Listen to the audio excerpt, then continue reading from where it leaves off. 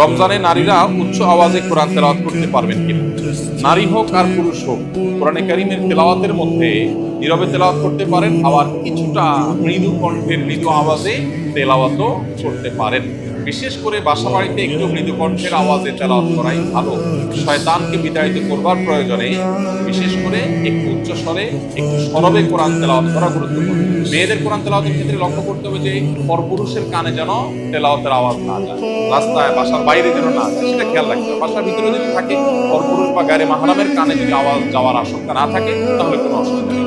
বাসায় বসে সেরকম তেলাওয়াত মা বোনরা করতে পারবেন এবং সবসময় তাদের একেবারে নীরবেই করতে হবে, এমন কোনো বাধ্যবাধকতা নাই, বরং যেটা সহজে করতে পারবে। বিশেষ করে পরিবারের অন্যান্য সদস্যদেরকে কোরআন তেলাওয়াতে উদ্বুদ্ধ করার জন্য যদি আওয়াজ দিয়ে পড়েন, তাতে কোনো অসুবিধা নাই, বরং অনেক ক্ষেত্রে এটা সন্তানদেরকে অভ্যস্ত করার জন্য। এবং বিশেষ করে আজকাল তো একটু সরবে আওয়াজ কোরআন তেলাওয়াত এটা বাসা বাড়ি থেকে আমাদের বিভিন্ন জায়গা থেকে উঠে গেছে, এটা করা দরকার। হ্যাঁ, মসজিদে যখন আপনি তেলাওয়াত করবেন বা এমন জায়গায় তেলাওয়াত করবেন যেখানে আরো অনেক মানুষ আছে, সেখানে জোরে তেলাওয়াত করলে অন্যদের ডিস্টার্ব হবে, সেখানে অন্যের ডিস্টার্ব যেন না হয় সেভাবে আপনাকে তেলাওয়াত করতে হবে।